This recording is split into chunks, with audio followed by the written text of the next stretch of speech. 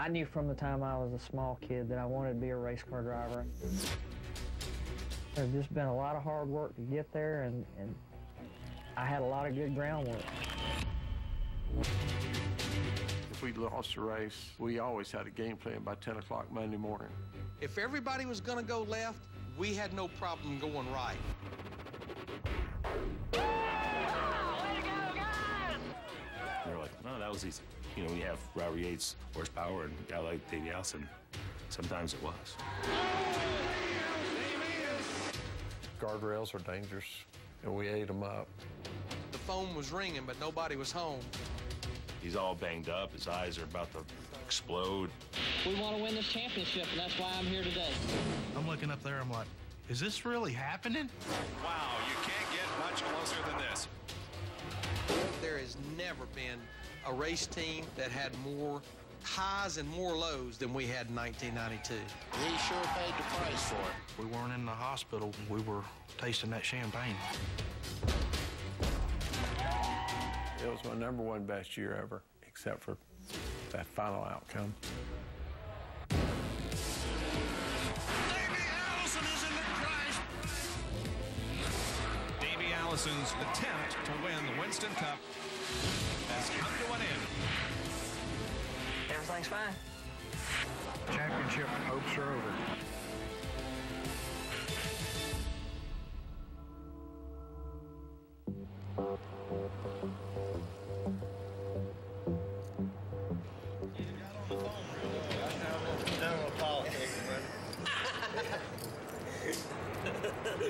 Well, we ended the season on a roll.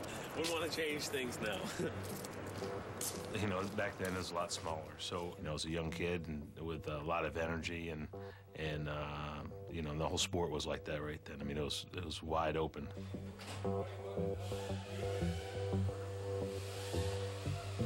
In the 1992 season, I was over the pit crew, and we had a lot of really good talent, a lot of youth with a lot of experience. Larry McReynolds was on board as a leader. I mean, the biggest thing, if Davey feels good about it, then I feel good about it. If he's got... Getting ready for 1992, we didn't really lose anyone from the 91 season. We won 5 races in 1991, finished 3rd in the points. Davey's confidence level was up headed into 1992. The team's confidence level was up there. And I think we felt like that we were poised to win that 1992 Winston Cup championship. We felt like all the pieces were there. It was really a single team effort. You know, we didn't have to get on TV and thank anybody else because it was the team that did it. In our sport, preparation meets opportunity. And when we showed up at Daytona, we knew we had a shot to fire one at them. Davey Allison leading here again at Daytona. Morgan Shepherd, 1.5 car length separates the two. Coming to the stripe, Davey Allison first. Morgan Shepherd gets it all back there. Has he got anything left? Davey Allison is going to win the Daytona 500.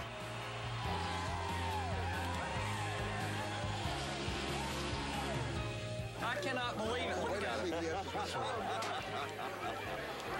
Ready anytime. Look at With a win like this, it sure puts the adrenaline in your blood veins. In about 30 minutes, I'll probably collapse from disbelief. I think we were all a little bit numb to the fact that we had actually accomplished it, but I think it was very rewarding for all of us, from Davey all the way down to everybody on the crew, to get there to victory lane for the Daytona 500. Be able to pull into victory lane in the Daytona 500 with that kind of strength, I'm telling you, it was a big day for him. Dale Earnhardt held the previous 2 NASCAR Premier Series championships. But the 1992 season began with title contenders Alan Kulwicki and Bill Elliott chasing the confident Davey Allison and the Robert Yates number 28 Haviland team.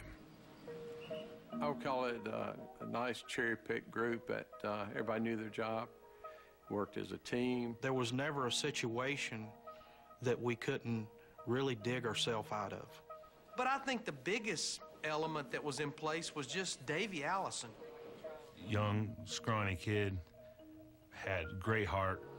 Davey even would go in at times and turn wrenches and do some welding and do some things because he was good at that, and he enjoyed doing that. He was actually a crew member who basically drove the race car. That was his mentality. Davey Allison absolutely was one of the toughest individuals I've ever run across. He would ride around all the time with his windows rolled up and the heat on in the summer and just work his sweat glands. We go out in the summer, no air conditioning, windows rolled up. I'm over about to pass out, you know, and he's, how do you like my world? This is what I do. You know, this is how I make a living. He was ready. You couldn't wear him out in a race car. He was designed to outlast the next guy. Allison weathered 4 straight wins by rival Bill Elliott as the Daytona 500 victory secured an early season points lead. But a pattern for the season emerged just as early. Weeks 6 and 7 showed the volatile ride the 28 team would take and the toughness a title shot would demand. We had wrecked really hard at the Bristol race. In fact, Davey had some cracked ribs. And the next week was North Wilkesboro, and he was hurting so bad that we actually had to get Jimmy Hensley to practice and qualify the car. Davey started the race. Jimmy Hensley stood in those pits all day long in that driver's uniform.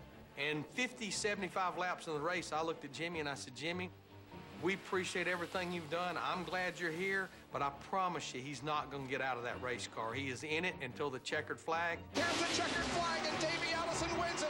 I want to say thanks to all the guys on the crew for a great job in the pits today. And I want to say thanks to Jimmy Hensley. Having him here this week was a tremendous help. It happened pretty early. You're like, man, this is kind of special. And after that, you just think that's how you did every week. And for the most part, he about had to do that every week for the rest of the season.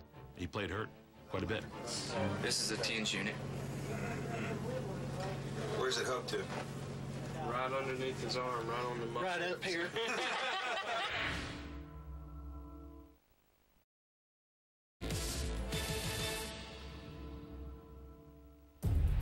Current Winston Cup point leader, where he's been ever since that great Daytona 500 run he had at the outset of the season. The winner is from the Alabama gang. It's Davey Allison's time. Celebrate in the Talladega Victory Lane. It became evident in 1992 that it was either going to probably be Bill Elliott or Davey Allison that was going to go to Victory Lane. But we were showing some inconsistency. You know, we won Wilkesboro, we won Talladega, but we wrecked at Bristol, we wrecked somewhere else. We were winning one week and wrecking the next.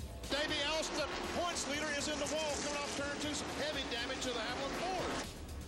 And then, of course, when we got to the Sprint All-Star race in May, we figured out how to do both on the same night.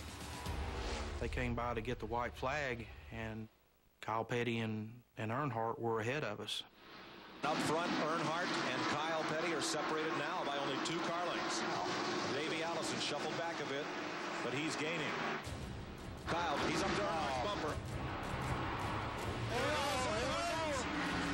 And it's Kyle Petty coming to the checkered flag. Here comes Davey Allison to the bottom. It'll be the finish. Everybody was waiting for it. They flash past the finish line. And Davey Allison is in a shower of sparks. And the place is going crazy because it just pancaked the whole left side of the car and actually cracked his helmet.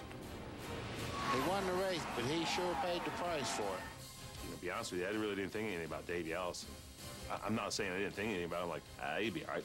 You know, like, yeah, he's fine. He's, you know, he's made out of rubber or something. I don't know, he keeps coming back. We actually went back to the shop that night to get our 600 car ready. The All-Star wreck didn't cost points, but it did deplete the team's inventory of prepared cars.